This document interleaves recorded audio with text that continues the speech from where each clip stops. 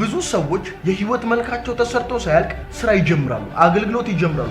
ከዚህም የተነሳ ትውልድ ማፍራት አይችሉም። ቤተክርስቲያን የምትፈልገውን አይነት የክርስቶስ መልክ ማምጣት አይችሉም። ለሚበድሉን ምርቃትን፣ ለሚረግሙን በረከትን፣ ለሚያሳድዱን ጸሎት እንድናደርግ ነው ይሄኛው የህይወት መልክ የሚያስተምረው። ስለዚህ አሳዳጆቻችንን የምንመርቅበት፣ ጠላቶቻችንን የምንወድበት የህይወት መልክ እስኪመጣ ድረስ እግዚአብሔር የኛን ህይወት ይሰራል። ወንጌል ለሚጠሉን መጸለይ፣ ወንጌል የሚያሳድዱን መጸለይ ስለሆነ ይሄ የህይወት መልክ እስኪመጣ ድረስ እግዚአብሔር የኛን ህይወት አስቸጋሪ ማንነታችንን፣ አስቸጋሪ ባህሪዎቻችንን በእግዚአብሔር ቃል ይሰራዋል፣ በጸሎት ይሰራዋል። ከወንድሞች ጋር ባለ ህብረት እግዚአብሔር የኛን ህይወት ይሰራል። የዛን ጊዜ የሚፈልገው የህይወት መልክ ሲመጣ እግዚአብሔር በእኛ ህይወት መስራት የሚፈልገውን ነገር ሳይቸገር መስራት ይጀምራል ማለት ነው። ስለዚህ እግዚአብሔር ይሰራል ስንል የመጀመሪያው የእግዚአብሔር ስራ ምንድነው?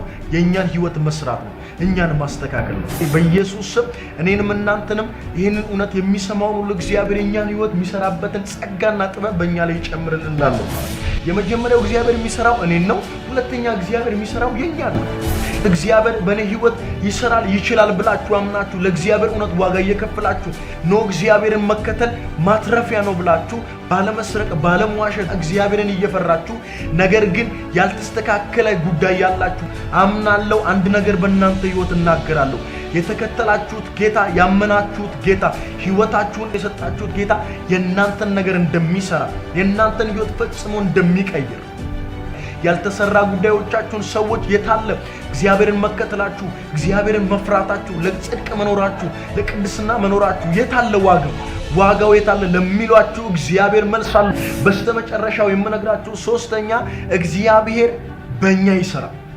የመጀመሪያው እኔን ይሰራል፣ ሁለተኛ የኛን ይሰራል፣ ሶስተኛ በእኛ ይሰራል። እግዚአብሔር በእኛ ህይወት ሊችል በትንሹ ትልቅ ሊሆን በማይችለው ሊችልበት በሰነፉ ሊጎብዝ እግዚአብሔር ይመጣና መለኮታዊ ፕሮግራም መለኮታዊ አቅራቦት አድርጎ እግዚአብሔር በሰዎች ሲሰራ ታያላችሁ። እግዚአብሔር በሚችሉ ሰዎች ችሎ አያውቅም። እግዚአብሔር በጀግኖች ጀግኖ አያውቅም። እግዚአብሔር በመጽሐፍ ቅዱስም ይሁን በዚህ ዘመን የሚጠራቸውን ሰዎች ብታዩ በሰው ዘንድ ደካማ የተባሉ በራሳቸው አቋም ያላቸው የማይመስሉ በራሳቸው ብዙ ነገር ማይችሉ የሚመስሉ ታያላችሁ። እረኛውን ሲያነግስ ታያላችሁ።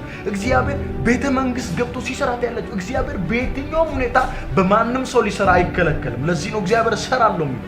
ስለዚህ እግዚአብሔር ይሰራል ስንል እነዚህን ሶስቱን ነገሮች አንስተን ነው። እግዚአብሔር ይሰራል ስንል ምንድነው እግዚአብሔር ስራ? የእኔን ይሰራል። እግዚአብሔር ይሰራል ስንል ምንድነው የሚሰራው? የእኔን ይሰራል። እግዚአብሔር ይሰራል ስንል ምንድነው የሚሰራው? በእኛ ይሰራል።